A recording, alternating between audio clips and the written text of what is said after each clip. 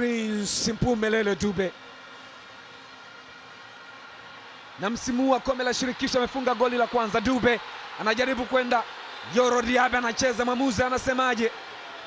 Mwamuzi anajisachi mfukoni. Wachezaji wa Yanga anasema alikuwa mchezaji wa mwisho, labda tuone nini kitatokea. Wachezaji wa Azam nao wako moto, umeme huo.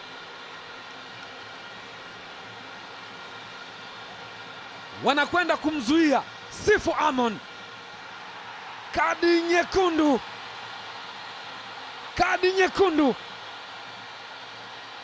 kadi nyekundu, red card.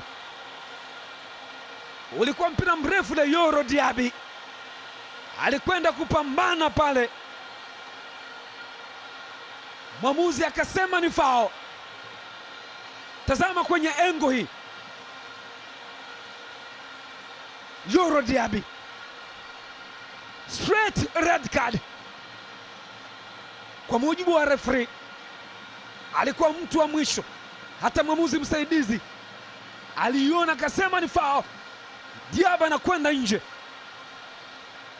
Hili ni pigo kwa Azam Football Club. Mlinzi wa kati,